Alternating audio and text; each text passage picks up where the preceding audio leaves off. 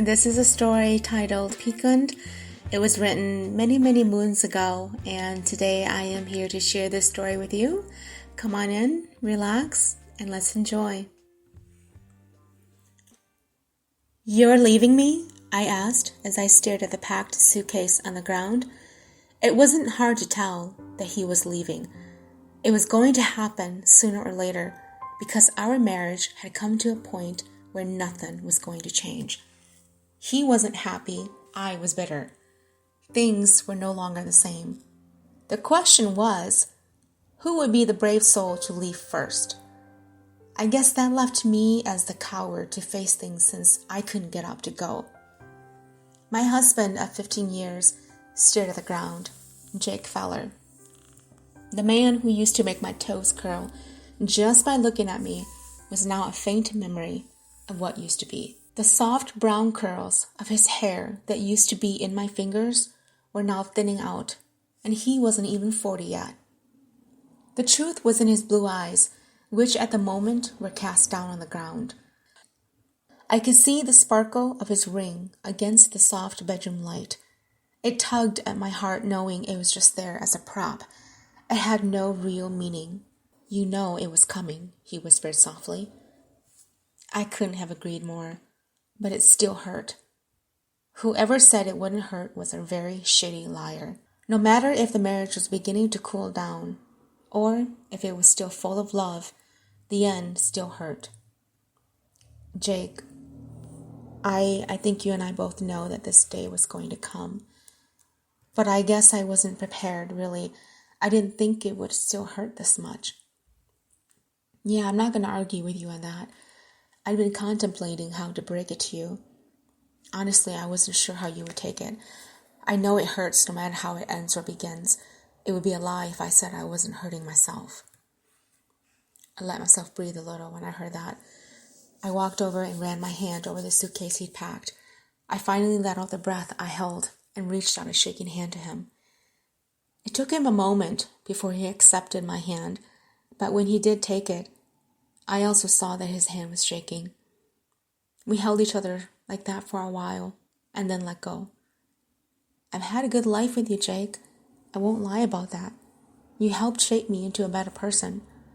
But sometimes things change, and you must find a way to adapt to it. I'm glad we're being adults and not using the past to hurt each other," I said. He reached over and tucked a strand of my hair behind my ear.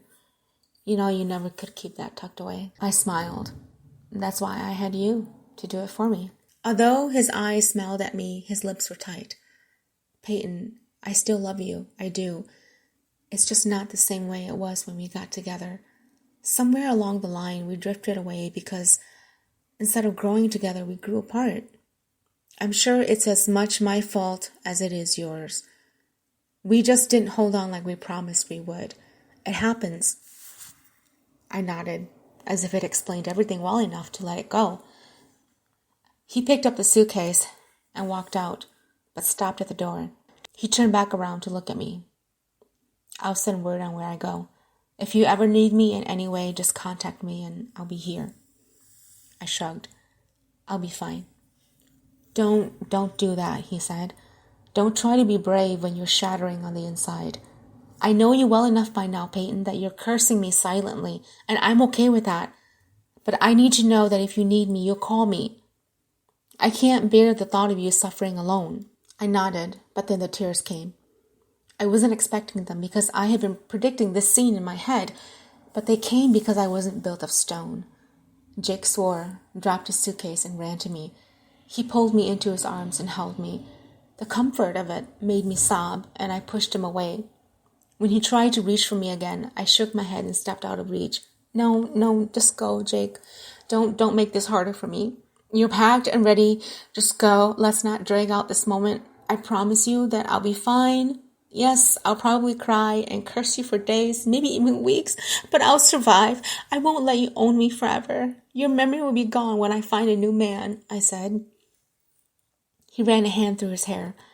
"Peyton, you're being brave, and it's going to hurt you."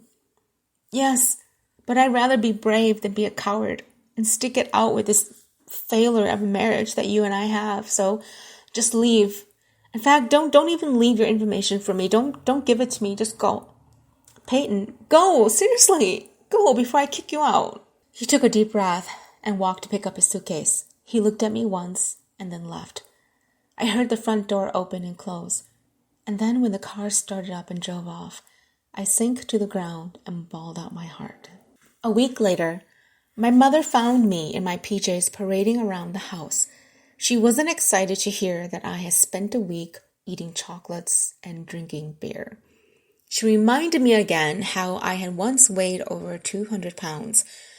Yeah, I saw that girl trying to peek through, and when my mother arrived, she made sure she kicked that girl out with her 6-inch heels. You see, my mother, Gabrielle Jones, she was a woman of style and essence. When my father left her for another woman, she vowed that she'd never let anyone feel sorry for her. So she set out to change everything about her life, starting with how she looked. She dropped 40 pounds, cut off 10 inches of her hair, and began wearing makeup. Needless to say, when my father saw her again, he begged to be taken back, and she gave him the middle finger and told him to rot in hell.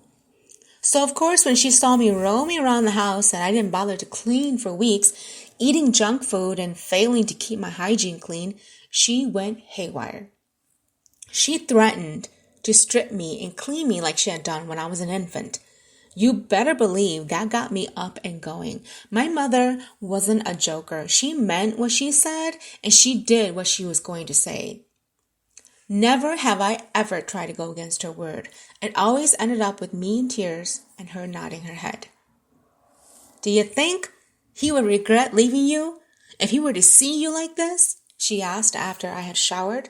We were sitting on the now cleaned couch and sipping tea. She'd cleaned while I was taking the longest shower of my whole life. I shrugged. Not you, Mother. I can't just get up and go on when life hands me shit. She laughed. Oh, you think I got up? I suffered in silence for fear of you seeing me. But what I didn't do was feel sorry for myself.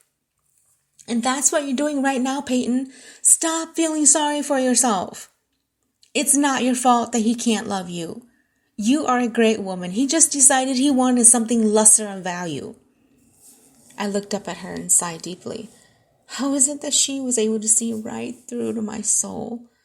Her words made me smile, and I reached over to hold her. A ghost of a smile touched her lips, and she put her cup down. She opened her arms, and I went to her. Settling myself in her, she brushed my hair back and kissed my temples. Men are not like us women. They think with their heads and feel between their legs. By the time they realize that whatever was down there is wrong, it's too late. Well, I wish that it didn't hurt so bad, I complained. My mother laughed and pulled away. Cupping my face, she replied, Honey, hurt reminds us to never let it happen again.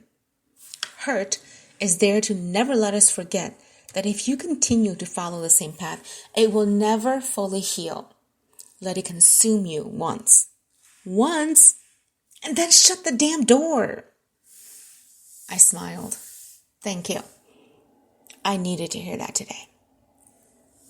When my mother left, I pulled off all the photos of us together in the house, and I boxed it all up. If I was going to start a new life, I didn't want old memories staring at me. Some photos made tears fill my eyes, but I pushed them away. I was going to be strong. I needed to be strong. If I were to survive this, I had to pull myself together.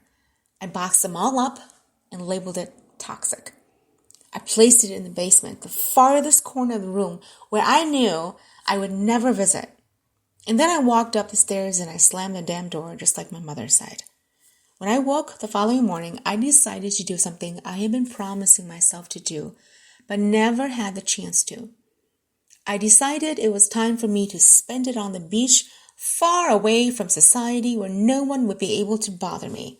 I called my mother, asked her if she wanted in, and she was never one to bypass a free vacation, and the both of us got on the plane to Jamaica. People say that when you have been through something like what I have been through, you learn to see things differently. Either you become lost in it or you learn from it. On the plane ride to our destination, I decided I was going to learn from it. It wasn't that Jake didn't love me. He just couldn't love me enough to stay with me. There was a difference, and it was a difference that hurt me. If a man who has slipped a damn ring on my finger refused to love me enough to stay with me, why was I drowning in tears after him? Good question, you might ask. What's the answer? Cut him loose. As soon as the plane ascended and I felt the power of the wind, I knew that cutting Jake loose from my life was going to be the greatest decision I would have ever made. Yes, I had thought at one point in my life that marrying him was also the greatest decision of my life. But hell, I'm human. I was allowed to make shitty mistakes so I could weep and learn. I promised myself I would never allow another man to control my thoughts, my wishes, or my dreams. If I was to be happy, I was to lead my life.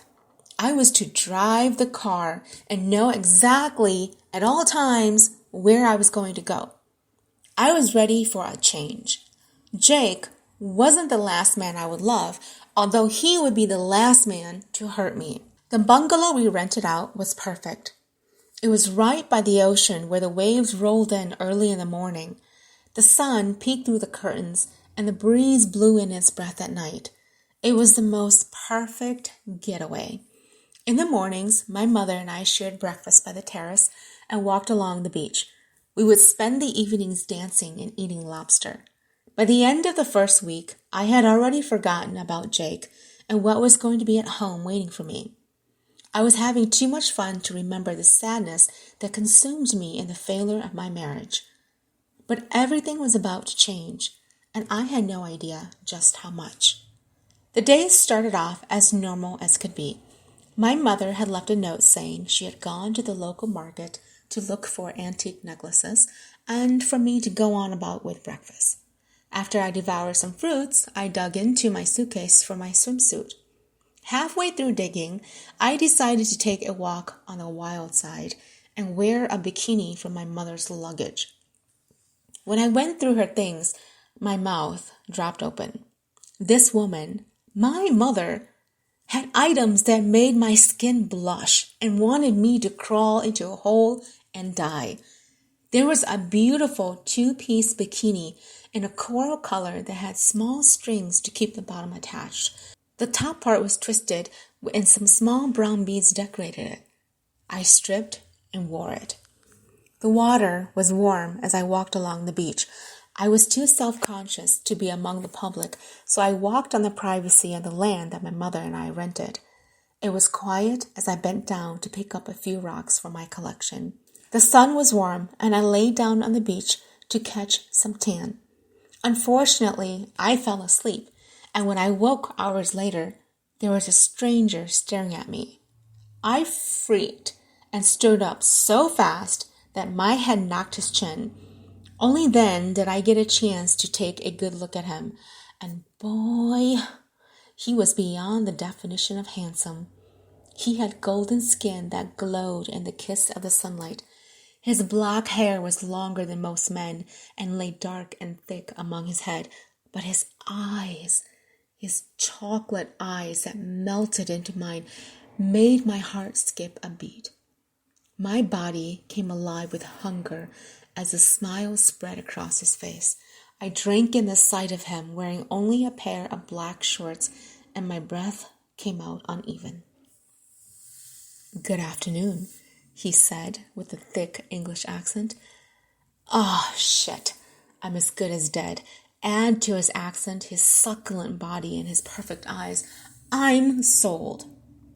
"Hi," I muttered. He smiled and took a few steps toward me. "Forgive me. I was jogging and seemed to have found a lost angel asleep in paradise." I blushed. Who the hell spoke like that? Apparently only men with accents and godlike features did. Where the hell have I been?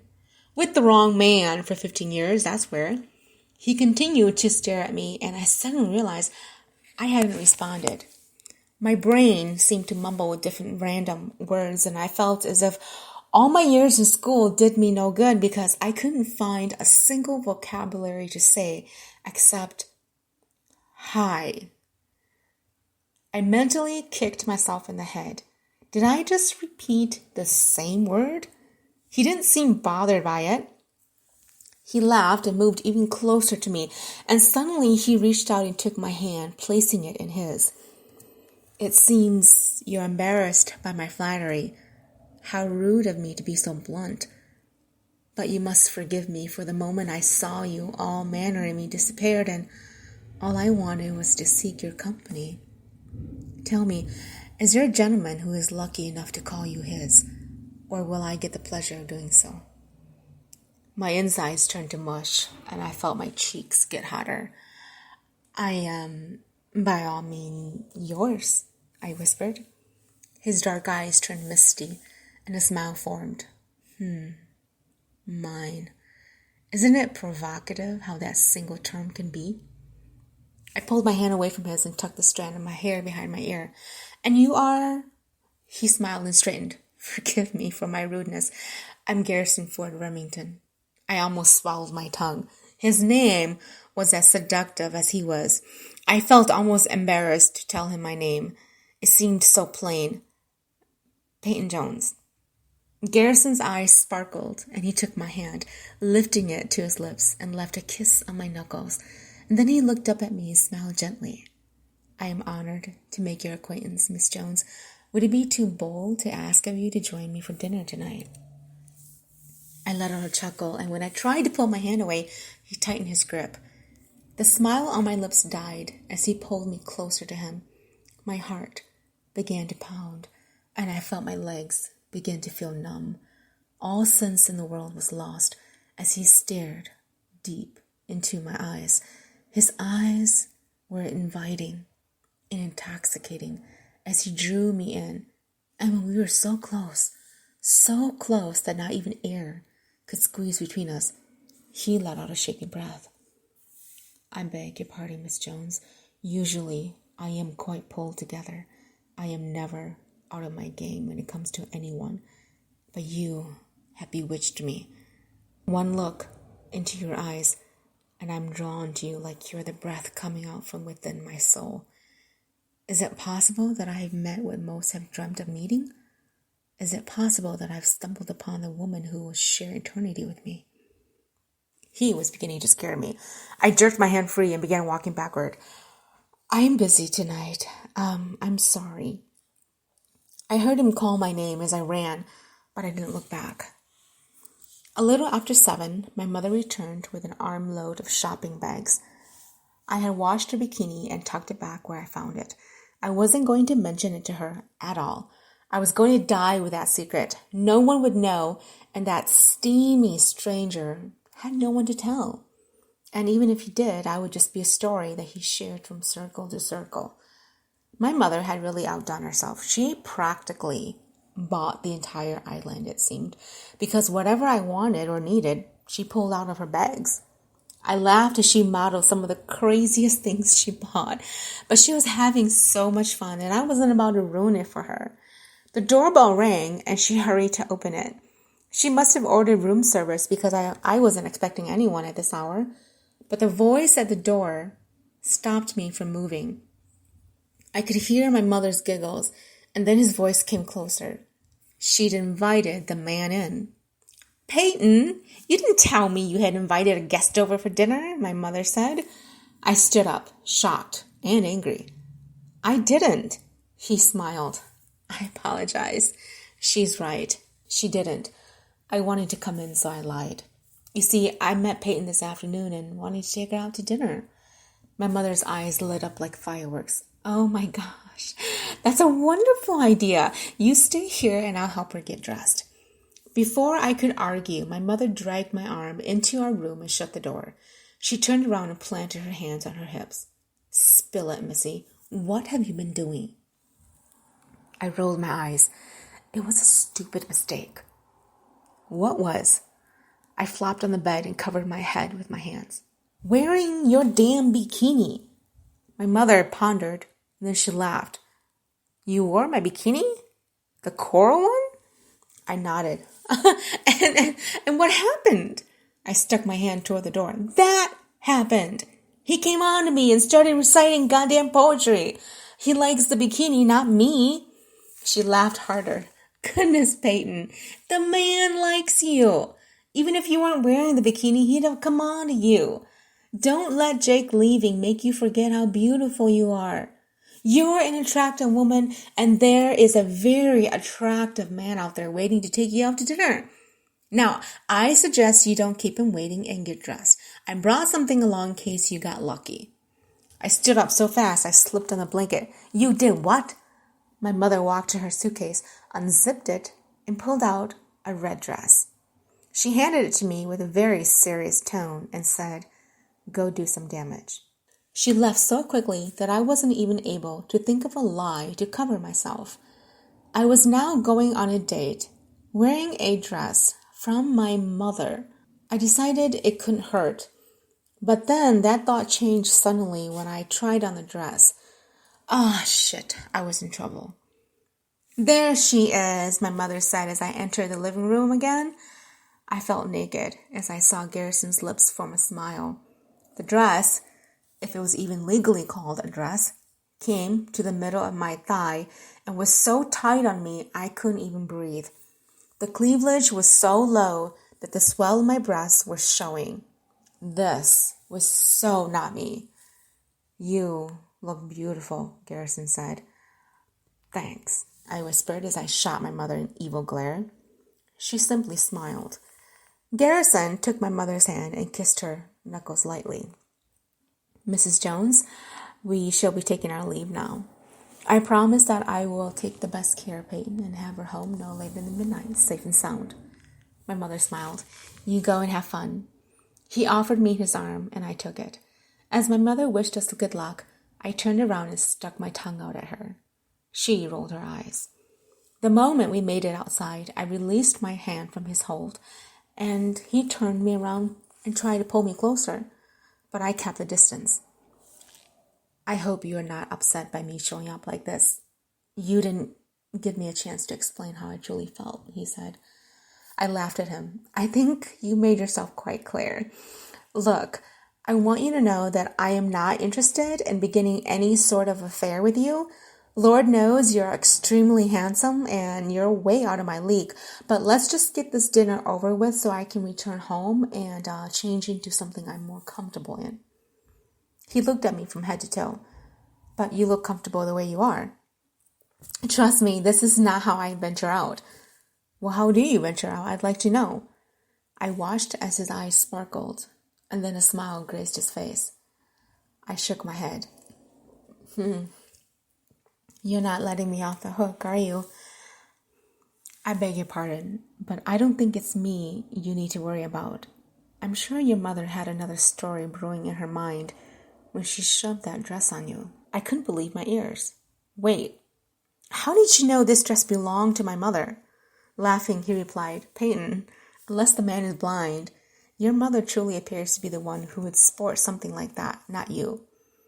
I knew at the moment I laid eyes on her that bikini belonged to her too. Aren't you upset that I misled you? He shoved his hands in his pockets. He stopped inches from me and looked me up and down.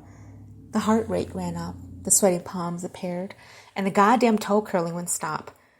He looked too good to be this close to me, but there he was, breathing the same air as me, close enough to touch and taste. I'm aware of certain things of life. I know that sometimes being outside of the box might just relieve a bit of tension. One look at you and all I can see is purity. The word hit hard and my smile faded. I backed away from him and started walking toward the door again. He grabbed my arm and turned me around, his smile gone. All I saw was regret in his eyes. I removed my arm from his hold and stepped away. You have no idea who I am, Garrison. You don't know my story. If you're looking for purity, you've got the wrong girl. I'm nowhere near pure. I'm tainted. Garrison's eyes darkened, and I could see his jaws working. The perfect face, that seemed to have captivated me was now carrying a darkness that made my heart flutter. Reaching over, he tugged a loose strand of my hair away, and then he gripped my chin and tilted me to look up at him. There, in his eyes, I saw how absolutely gorgeous I was. I saw the parody he spoke about me. I saw what he meant, and every fiber of my being began to melt. How was it that being married to Jake for 15 years, I never saw anything close like this?